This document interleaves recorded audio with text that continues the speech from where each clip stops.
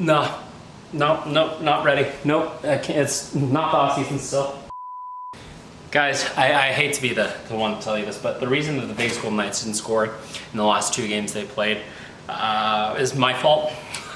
Because, and I realized this error after game 4, and I didn't correct it before game 5. Reilly Smith scored 2 goals in game 3, right? And I had said earlier in the season, once we reacquired him, that for every goal he scored, I was going to eat a Granny Smith apple, and that concluded the playoffs. And I didn't do it. I ate 1 in between games 4 and 5, and I forgot to eat the second one. So of course Vegas can't score a single goal after that because of me. I have influence on the game, even though I live in Georgia. I'm repenting. I'm taking it back. I'm eating my Granny Smith apple now. Fat load, that'll do us, right? But now, I guess I have to commit to the bit, and next year, assuming, which the topic of this video is free agency and what our plans for the offseason should be, from my opinion, which I don't know anything. So literally none of this matters. This is all just speculation on my part. Comment below what you think Vegas should do, but the number 1 thing that I think they should do, resign, extend Jack Eichel. I'm gonna include a little bit more onto that thought before moving on. Jack Eichel, phenomenal playoffs. He did not score. All I want him to do is shoot the puck more and not hit iron as much, unless it goes bar in, which is beautiful. But, you know, fine line, I'm dancing there. I'm asking a lot, I know. But Jack Eichel has an incredible shot, and it's a shame that we didn't see him use it, which reminds me of another pending UFA free agent that we'll get to. But number 2 on that list should be re-signing Reilly Smith, because assuming they do, I will eat 2 Granny Smith apples per goal he scores next year to course correct my actions from this postseason to guarantee that he wins. Hey, I did it with Phil Kessel with hot dogs, and they won the Stanley Cup that year. Do you know how many goals he's probably going to score next year? Somehow it's going to be a lot. Great. So it's my fault, but now, assuming we re-sign him, which I really hope that we do, not only for sentimental reasons, but he, tailed off when he was in Pittsburgh and New York, but came back alive when he came back to Vegas. It wasn't immediate, but the more he got into the system, especially in the playoffs, he just showed up. And that's exactly what you can expect out of Reilly Smith. He's getting older, but I'd like to see him retire as a Golden Knight. So Granny Smith apple, Reilly Smith, if we would re-sign him for anything under 4, which I don't know, his agent's Pat Brisson, the same agent as Jonathan Marchessault, but is also the same agent as Noah Hannafin. So clearly we're still able to work with him a little bit on that angle. I'd like to see him 3 by 3 in my mind is perfect, but that's probably underselling what we can expect out of him. He did take a couple of not so good penalties, but that's him getting older, and I don't know. The cap's going up, and a $4 million contract, even like a 3.85 is where I am landing, would not be that atrocious in the last year because of where the cap is expected to rise, and there's not going to be another pandemic, hopefully. So we don't have to worry about that shutting that down, but it's going to skyrocket. And so if we get him in just under 4, I'd be happy with that. That being said, I looked at our lineup and who we have under contract. We have 9 forwards that were in the lineup this last year. And we're missing 2 right wingers unless we move Dorofeev over to the right. I'm not as fancy as the hockey guy. I don't have whiteboards. And we have Barbashev, Eichel, Stone, Dorofeev, Hurdle, blank, Howden, Carlson, blank, Waugh, Kolazar. And the forwards that we have that we could re-sign would be Reilly Smith, Brendan Saad, Tanner Pearson, Victor Olofsson, Cole Schwindt, Alex Holtz, Jonas Romberg, and a couple of other ones, but those are the main ones that I wanted to see and focus on. Because the problem with the Vegas Golden Knights this last season was that their scoring disappeared in the postseason, and we clearly see that it was my fault. So maybe we could run it back, and it would just be fine. But also, it's Vegas, right? We have 9.6 million in cap space, and if we use 3 to 4 of that on Reilly Smith, that leaves us with 5, right? More, like 5.5. To have 2 more forwards and then maybe a spare one, so a third one. But our defense is technically covered even though we need to sign Nick Hague. Our goaltending would be covered if we use Hill and Schmid, which Samsonov, oh man. I don't think that's gonna work out here. And we did, I'm gonna go through it forwards, then defense, then goalies. So let's just focus on the forwards for now. I do like Brendan Saad, Tanner Pearson, and Victor Olofsson. Those three showed up at different points. Victor Olofsson's highs were a lot better than Tanner Pearson's, although Tanner Pearson is a huge checking forward, which Victor Olofsson wasn't. So it depends on what Vegas wants to go for. In my opinion, because scoring is what we were missing, I'd stick with Victor Olofsson. And Brendan Saad, I swear he had these chances and just couldn't finish on them. And he was able to in the regular season for Vegas, and he was like half a point a game. I really was impressed with him once we acquired him. It just depends on how much they're going to be asking for, to be honest. Victor Olofsson last year was like 1.5 million, 1.8, I don't remember. And then Brendan Saad was 1.5, but it was prorated. And so like, I don't know. It really depends on what they're asking for, and we want to bolster our wingers by a little bit more than what they provide, right? Because we don't want to just run it back. And we want a little bit more scoring that will be evident in the playoffs. Hopefully, Dorofeyev got valuable experience this year, and he's going to be able to better translate that in the postseason next year, because this was his first, like he had one game in the year previous, but this is like his first real taste of playoffs, and he got injured during it. And Bruce Cassidy did say, oh, was it Kelly McCrimmon? I don't know, one of those two. Talked about the injuries and how no one's going to require off-season surgery, but he didn't disclose much.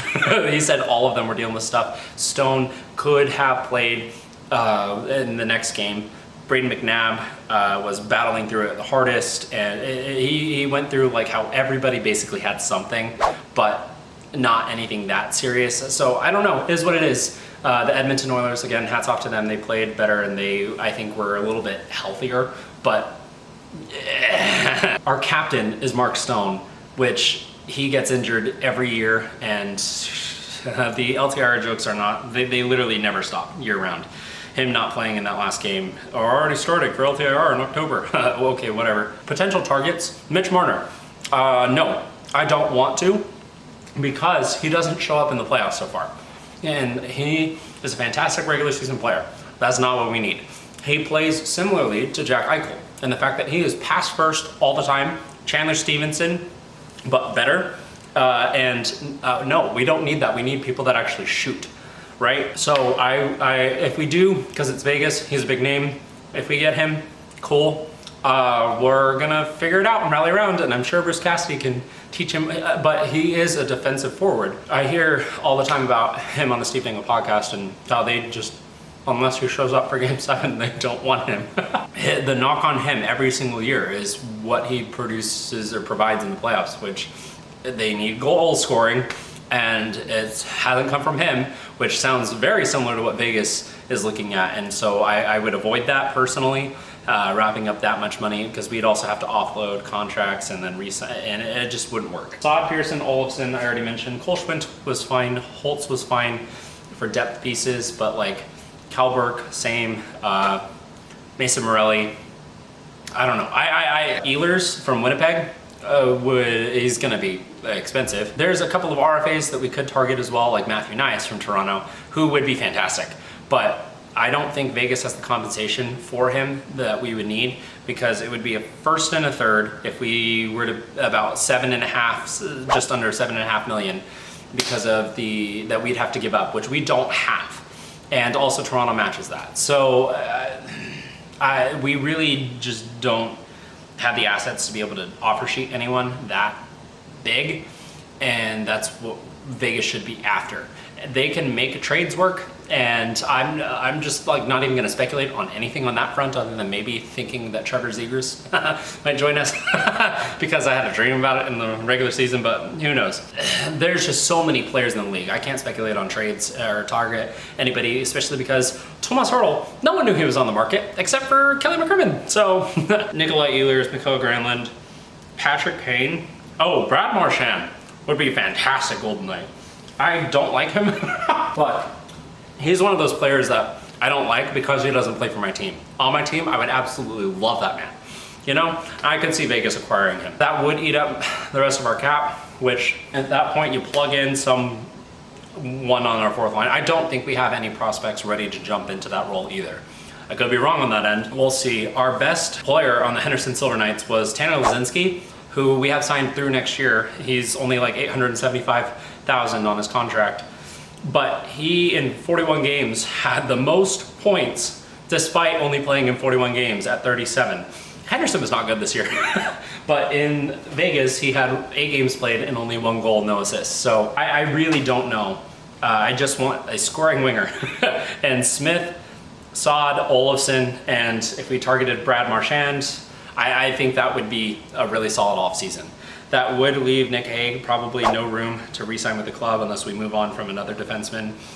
We need to re-sign Nick Hague. We could move Theodore back to the left and have a left side of Hannafin, Theodore, Braden McNabb on the third pair. But like they'll probably allocate ice times a little bit more evenly than a traditional third pair would get. And then have Petro, Whitecloud, and Korzak on the right side with Ben Hutton as our 7th. I don't know, we really like Theodore on that right side, and him with McNabb have been a solid pairing for us throughout the history of the Golden Knights. And so it really just depends on how much we want to stick to him on the right versus moving him over to the left.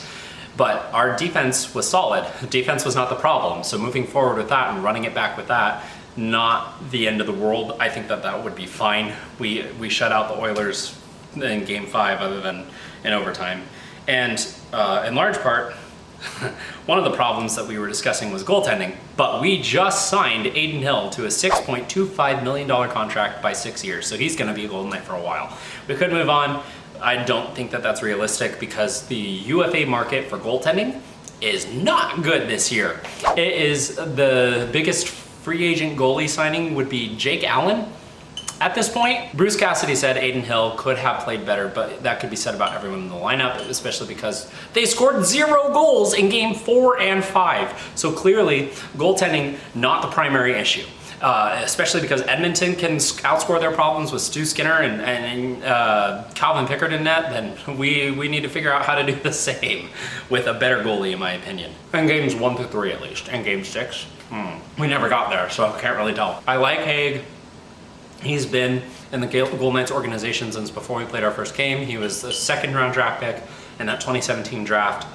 And if we're able to re-sign him for like what he was at, which was $2.9 or $2.294 million per year, if we're able to sign him at 3 or under, yes, I don't know where there's room in the Golden Knights pipeline for defensemen at this point. And Lucas Cormier could make the jump. He's a left-handed defenseman, although our lefties are literally Hannafin Theodore, who just signed extensions, so they're Golden Knights for a while. And Braden McNabb, who we also signed to an extension earlier this season, is going to be a Golden Knight. And then Petro, he's getting up there in age, but he still provides quality defense, albeit after, getting burned several times a game. Whitecloud, who makes costly mistakes, but I love that kid. And he's captain material if he's able to step up his game a little bit more. And then there's also Caden Korzak, who played playoffs games for us and I think is capable of making the jump and assigned through next year, and then will be an RFA after that at like $0.825 million or whatever. So re-sign Eichel, re-sign Smith, figure out a winger that can score, that will translate to the playoffs, i.e. Brad Marchand, who could also probably command a pretty penny because he's one of the top better free agents this summer, even though he's getting up there in age.